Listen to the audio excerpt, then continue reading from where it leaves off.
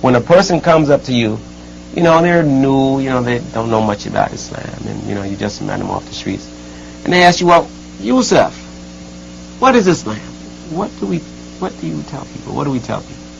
Well, first of all, I have to reflect back and remember how it was from my own condition. Yes, I thought you would. Because this is really, when I was talking about SDS, I'm going to work it in, like it or not. Okay, good. It's going to happen. That the first thing is that I found myself searching. Yes. And I look at other people when they talk to me or they ask me questions. I really believe a lot of people don't know why we're here. Why am I here? What am I doing with my life? Where am I going? What's happening with me? Yes. Why am I doing what I do? Yes. What is this about? Is this just repetition? I go through the life and then what? Die and that's it? Or, why are we here? So this is a stage of S, meaning search. To search and try to discover what's going on. Well, what then the D stands for? Discover. Because when you discover it and you realize what it is, then the only thing left to do is what? Share. And you share it. That's SDS. And I just came up with this leftover baggage, but you got to do that. Well, we got to do the letters. We appreciate the letters. We live in a society. You got to have letters. Okay. Yeah, I think so. Well, you know what? By the way, I live in Washington D.C. area now, and for sure in that place, people are crazy about using letters. Letters mean so much to them that the more letters that they use, the more money they're going to charge the taxpayers for it. Watch out. So now tell us. Someone comes up, they want to know, what is Islam? First, like I said, I put myself in the mindset of that individual, where he's at with his thinking or where she's at with her thinking. And you have to overcome a lot of stereotyping. Yes. Because right away, what? Well, immediately when you say Islam, Muslims, people have a tendency to say, oh, is this going to be something to do with terrorism, kidnapping, hijacking, bombing, things like this. So you got to work through all that stuff first. I generally have a tendency to just set that over on a shelf and get back to it later. Right. Because there are things that go on in the world which nobody can deny. That's true. But at the same time, we want to sift out the truth from the falsehood, and then the stereotyping, and then the misunderstandings and misrepresentation. Because a lot of times you have to realize that people, regardless if they're politicians, reporters, or whoever, they have an agenda. They're trying to accomplish something. And they really don't much care about how many people get run over in the process. Unfortunately. Yeah, not all politicians, not all reporters. Just like... But too many. Well, yeah. We can say too many. Even one's too many. But so how do you approach somebody is to by going and thinking, get inside their head and think, how do they feel? They're looking at me standing there like this and wearing this garb that I have on, or how you're dressed like that, and already they're kind of put off like, what is this? What's going on here with this? But also it's advertising for Islam. Because people will say to you, well, I'm going to be brave, I want to go up and ask him, are you one of them Muslims? Or what do you Islamics think about this or that? Or how come you guys do so-and-so? How come you wear that? Do you have to wear that? Yeah. That has happened to me often, too. Or like in the case of the women, they'll say, do you force them to dress like this or something like that? It gives you a chance to open the door conversation. Yes. So you can help them in their search. And it's not necessary to go into such subjects and get details on things where it's not really the mainstream issue. Which is? Well, the mainstream issue, of course, in Islam is to focus on what is the Tawheed, or the oneness of God. Because without that, there's no Islam. There isn't anything else. The rest of it's conversation. The rest of it's politics. The rest of it is just somebody coming up with excuses to make problems for other people. The key to the whole thing is to have the correct understanding about it. Is there a God? Number one. Is there proof? And then, who is the God? What's the concept or the nature of the God? And then, why did he put me here? Right. See, if we can get that together, then we can move forward. Well, help us get that together, please. Well, first of all, let's prove there's a God. Or prove that there isn't. Because a lot of the people will come to you right away and they'll say, well, no, everything all started from a big bang, some dense material in space, and it blew up, and that started everything. Well, if that's the case, if that's the way it is, then where did intelligence come from? Where does life come from out of death? Or not inanimation? How does a rock suddenly sprout tree leaves? And, so you have to look at some basic thing and discover there must be something. If you recognize this as a creation, you have to acknowledge a creator. Absolutely. Does it make sense? Absolutely. If you're walking along the beach and you see sand and you see footprints in the sand, and you notice that it's barefoot and it's going in that direction, you don't say that the ocean came in and depressed those down like that. You know that just happened to be there. Yeah, you wouldn't say that. No, it's just someone was here. I remember being in a military installation one time, and we had one or two that were absolutely don't believe anything, and there were maps on the wall of the building, you know. So I asked, "Does everybody here believe in God?" Yes. Okay, and anybody doesn't? They said there's 2 or 3, I guess. They didn't believe at all, nothing. I said, "Why?" They said, "Because we don't see it, we don't hear it, we don't taste it, don't smell it, don't feel it." In other words, it's sensory. There's no perception of God, so why should I believe in a God? I said, "So you have to see God created to believe it." They said, "That's right." I said, "Okay, how many of you see these maps on the walls here?" Everybody put their hands up. I said, "You guys that said that a minute ago, put your hands back down." They said, "Why?" I said, "Because if you have to see the artist do the work, then these are not maps to you. This is just paper and ink." That's right, if that. So there's an illusion, maybe, I don't know. Yeah. Okay, so we talk to people and we get them to accept step 1. There must be a God. There's a creation, so there must be creator. Because there's only 2 things that does exist. It's either creator or it's creation. And the 2 aren't similar, okay? This is what Islam teaches. I don't know what other people teach, but the creator has his names and attributes, and we have our attributes, and they're not the same. Okay, we've got past that. There's a creation. Of course, there's a creator. Then where do we take them? Actually, I don't want to run away from that point too fast. Okay. Because this is where a lot of religion goes nuts. Is not being able to make the differentiation between the creator and the creation. They'll say everything is made out of God, or a remnant of God, or a part of a garment of God. Or God is in me. Or God's everywhere. Yeah. And they're children of God. So we're all particles of God. Or, like you said, God is in me. Because all of that will misguide the person. You're still messed up because you can't resolve some issues. Because if God is in the creation, who created God? And then if God's in the creation, then who takes care of God? Because there's a dual factor, not just a creator. You have to understand there's also a sustainer. So this is not the same role. Create something, you can walk away and leave it. Like a car deal.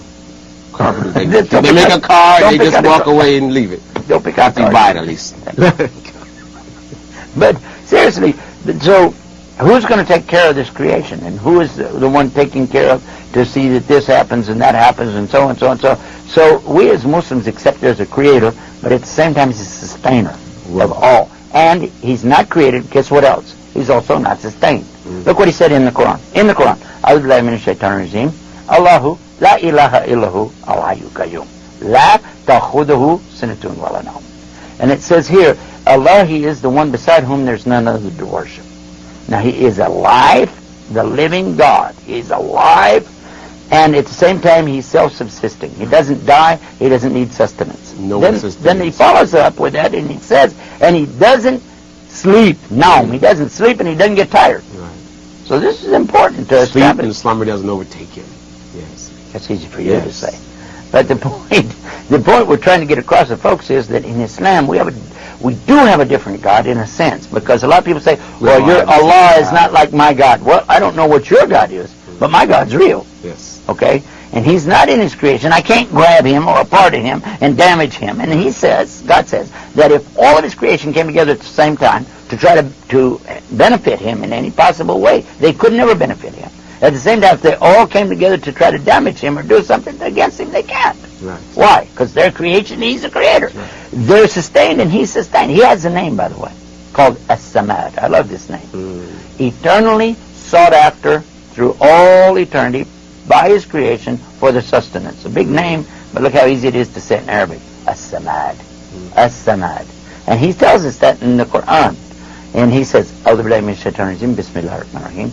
Qul hu Allahu ahad, Allahu samad. Yes. Is it beautiful? Yes. Yeah. Yes. Say He is Allah the unique. He's Allah the unique. I love that, ahad. And He is samad.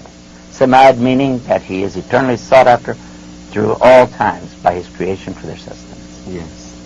Okay, so we establish Allah as a creator, separate sustainer. from creation, and He's al-Khaliq, He's the creator of everything, He's al-Rabb, He's the nourisher and sustainer of everything, and He's al-Malik, He's the owner of everything, and He's the one who does this, but He Himself is not sustained, He Himself is not created, okay, and He doesn't look like you. He's not a white guy. He's not a black guy. He's not a woman. He's not a man. Now, He's God. He's Allah. He's okay. Now, but watch this. So go back to those guys who said we don't see it, we don't smell it, we don't taste it, we don't hear it, we don't feel it, we don't believe in it. Okay, let's go like this. If you can hear it, if you can see it, if you can smell it, taste it, feel it, or imagine it, then it's not God. There you go. I like Go the reverse way. It's not, is it? Absolutely I got another one for you. Do Muslims believe in evolution? Now this is a good one because most of the people say, well, you believe in God, then you don't believe in evolution. Or you believe in evolution, don't believe in God. So you got the scientists on the one side, the Christians on the other side, fighting each other. Well, we don't have that problem. No, we He's don't. Al-Khalaq, which is the creator, and he's Al-Bari, which is the evolver. That's right. So if there's creation, he created it, and if there's evolution, he evolved it. That's right. Right or wrong? That's right. But we've solved some other problems. Some of the dumb problems that you've heard about for centuries, you think they're not big. No, to us, we can solve any problem with Islam. Look, which came first, chicken or the egg? Well, they say, well, the chicken. Well, where did the chicken come from? The egg. Where did the egg come from? The chicken, and they play there. You ever heard that one? Yes, I've heard. Islam gave you the answer. Allah said He created everything in pairs. Pairs. Bull, male, female, chicken, and rooster. Forget about the egg. That's right. That came later. Yeah, that's right. Very good point. After the chicken learned what the rooster was about and all that. After we were guided to procreate, right? Well, listen. Now, all right, we've got that. Now, what about? You mentioned something. Why am I here? We only have about maybe 2 minutes left to this part of the show, and then we'll go to the second half. But why am I here? I know we say the Quran teaches us, "Ma khalaqtul jinna wal insana illa liya'budun." You have not created the jinn nor the human being except that we should worship Allah, except for worship. This is the purpose of life. So when I came to that point, what I did, I put my head on the ground, facing toward the direction I'd seen this Muslim. I was trying to convert a Muslim, you know that, to become a Christian. But I had seen him pray day after day after day. I said, let me try that out. Nobody can see me here, you know, illallah, except Allah. I put my head down, and I faced that direction that he did. I was out behind my dad's house on a piece of wood out there. And I put my head down there, and I said, oh God, if you can hear me, if you're there, you know, guide me. That's it. And when I pulled my head up, I didn't see any miracles. I didn't see dancing rainbows. I didn't see little fairies coming around. I didn't see, you know, bright lights. All it was a cloudy day in Texas, because that's where it was at the time. But guess what? And I'm not joking with you. I could see inside myself, and I could see the problem was me. I was not being honest. I was rationalizing. I was playing with truth, trying to make truth fit what I already believed. It's not until you reverse everything and look at it from the other perspective, you realize that you were created by God, so it's up to God to show you what He wants you to do. Good point. So that's the purpose of life. Do what God wants you to do and put your own ego to the side. Good. With that, we're going to take a short pause, and we'll be right back. This is Deen Online. I'm Imam Shamsuddin. This is Yusuf Estes, and we're going to be right back. Call a friend. Tell them to tune in. See you in a minute.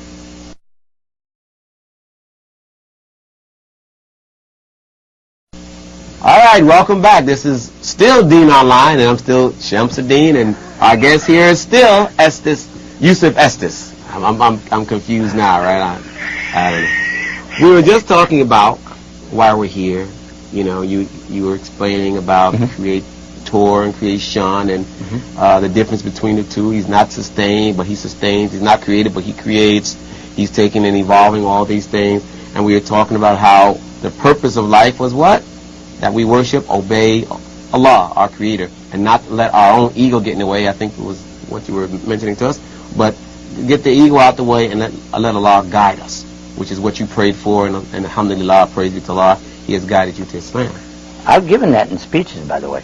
When I'm talking to people, or even when I write to them through email or anything, when they go to our website, which, by the way, you probably really would like to ask me that. Yeah, what is the website? How do we get in touch with you nowadays? It used to be Islam Today, remember? Yes. Okay, we changed it. What is it now? Today Islam. Today Islam. Yeah. Okay. You know why?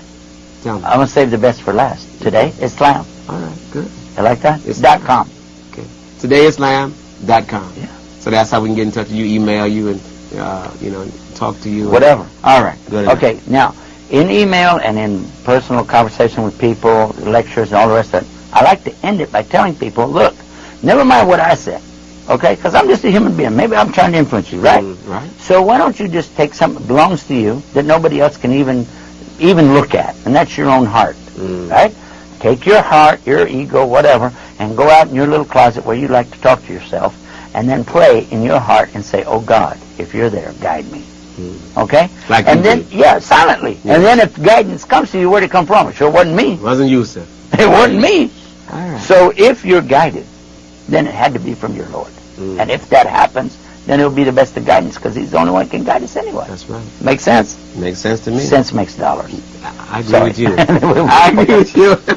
Okay, listen. We've said what we've said, and hopefully the people have understood what we have just said in regards to the difference in, worshiping God and obeying Him and putting the ego aside and find a quiet place to consult your heart and ask Allah for guidance. Check it out. Good advice. Now, how after all that, and the person comes to the conclusion, you may come to that conclusion today, I'm ready to be a Muslim. Now, what does he do? What does she do? What does he do? How do they become a Muslim? Well, first of all, why would they want to be a Muslim? What's that got to do with anything? We're talking about something here about God and a relationship. Okay. Why did you introduce these Arabic words? That's the next thing, is that they have to have an understanding about the Arabic before we get to that. So first, you recognize there's a God, and you want to submit to God. Stop. That's it. You're there. You're there. You just haven't done it yet. You're at the door. You're like knocking on the door. Because it's you're word submit. asking for the guidance. You're ready to go. But now when the door opens, what you going to do? Okay? Because if you really found out what God wants you to do, right, then you'd be expected to do it. Now, what does it mean? Another key is, are you willing to do it? After you find out what He wants you to do, are you willing to do it? That's where the problem comes in. That's the real problem right there. Because let's look at what does Islam mean. Islam actually means in Arabic 5 words that come from the root. Sin, lam, mim. Salam comes from there, which is peace. But that's only one part of it. That's only 1/5, 20%. What about the other 80%? Because people say Islam is peace. No, that's 20%. Look at this. First it means surrender. Then it means submission. Yes. Then it means obedience. Then it means sincerity. And if you truly surrender to Allah, and you completely submit to Him on His terms, sign the covenant, sign the testament, sign the agreement. That's where those words came from. You're going to commit yourself to what Allah has revealed to you. Then you're ready to see if you can do it. That's to see you walk the walk to match the talk that you came up with. So that's the obedience. Now, if you did that, and you did it in sincerity, for sure you'll have the peace. Not peace in the Middle East. Talking about peace with Allah. That's right. Okay? So when that can only come from Allah. Yeah, you could say it in English. You don't have to say it in Arabic. But why do you want to say submission, surrender, obedience, sincerity, and peace when you could just say Islam and it means the same thing? Okay? But it means in a direction. The verb is pointed right at Allah. Okay? It means to do it to Allah. But on the other end of the pointing is who? You. Right. And in Arabic, you don't use the suffixes like walk, talk, think, stink, I'm sorry. But got carried away. But in the Arabic language, they use the prefix mim with the sound of mu in front of it. Like somebody's a traveler, which is safar. Our word safari comes from that. So he's a musafir. Safar, musafir. One who calls the prayer is the adhan. He's the one who does it is the mu'adhan. Mu'adhan, right? So the one who worships, makes salah, he's called musalli. And the one who Islams, Muslim. Islam. Muslim. Good. So if you want to submit, surrender, and obey, and do it in sincerity and peace with your Lord, then you can say it in Arabic if you want to, Muslim. And you can say this, Ashhadu, I bear witness, an la ilaha, there is no deity worthy to worship, illallah, except Allah. And then you've done it. That's it. You can do it in English, you can do it in Arabic, or you can do both. The main thing is, where's your heart? Because Allah, He's going to judge this heart of yours. All of us. So now, that's half of it when the person decides, I'm ready to submit. That la ashhadu and la, I bear witness that there's none ilaha illallah. There's none worthy of worship except Allah. Ashhadu an la ilaha illallah. And the second half comes in, which is what I wanted to ask you about a little bit. Okay. Wa ashhadu anna Muhammadan Rasulullah. And I bear witness that Muhammad is the messenger. Okay, I got a question for you. You just got through saying you're ready to surrender, you're ready to submit, you're ready to obey, you're ready to do it in sincerity and peace, right? Yes. What? What? What are you ready to do? There's nothing in front of you. That's like saying I come to the table, right? I got my napkin on here, right? I got my fork in this end, I got my spoon over here. I'm ready to go. Only one problem. There's nothing in front of you. We need something in front of you. So Allah, He sends people to give that something in front of you. Good. What is it? It's the Sunnah of Muhammad sallallahu alaihi wasallam. Or each prophet came with their own Sunnah, or way. Sunnah means way. And the way of each prophet was to tell the people, look, and look what he said in the Quran. He says what all the prophets said this. وَمَا أُمِرُوا إِلَّا لِيَعْبُدُوا اللَّهَ مُخْلِصِينَ لَهُ الدِّينَ حُنَفَاءَ وَيُقِيمُوا الصَّلَاةَ وَيُؤْتُوا الزَّكَاةَ وَذَلِكَ الدِّينُ الْقَيِّمُ. Meaning that they were never ordered anything more. All the people from before, from the Jews and from the Christians and from all the people, when the prophets came to them, they were ordered nothing more than to worship Allah alone and keep the religion pure for Him. Establish regular worship, the salah, and then pay the zakah, which is the poor the charity. And this is the religion most clear. That's it. And that's what Muhammad, peace be upon him, came with. He confirmed the previous revelations. He confirmed the previous prophets. And then the people who don't want to submit come along, and then they make up the stories against him and against other prophets. And may Allah guide all of us. Ameen. May Allah guide all of us. Amen. Well, I surely thank you for that. I like to end this conversation that we're having. We're in the habit now of, we changed the show a little bit, we're in the habit of taking questions, 2 or 3 questions from our audience, and we have a couple questions that we'd like to ask. Instead of me answering, maybe you can answer. One is, I'm from a Christian family. How do I handle their dislike about me becoming a Muslim? I'm assuming that means he's not a Muslim or she's not a Muslim yet, but she wants to be a Muslim or he wants to be a Muslim. How are they going to handle this? This question I get a lot on the internet, on our website, todayislam.com. Sorry, I just stick in todayislam.com. But we get a lot of that question. It's the exact same question. And what we advise them to do is, first of all, don't make everything look strange. Don't approach this from the standpoint that you became some kind of an Arab, Martian. Or that a Martian from another planet, or that you've got to wear weird clothes or anything like that. I do dress strange, maybe, and you dress strange, but this is not mandated in Islam. We don't have to do this. We begin by our worship.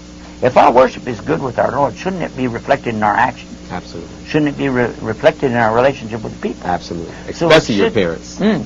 Should be that we would give the correct treatment to our parents, to our relatives. Absolutely. And if they see us being nice, every time I see you, I give you $100 bill. Are you going to be mad at me? No, I'm going to be happy, Jack. You'll get over it. I'll get over it. You'll get over it. It's a lot of weight to carry around, but you'll get over it. So give them the good treatment, number one. Number two, I've got to hurry up. I've got 30 seconds. Let them see you practice the religion and not just talk about it.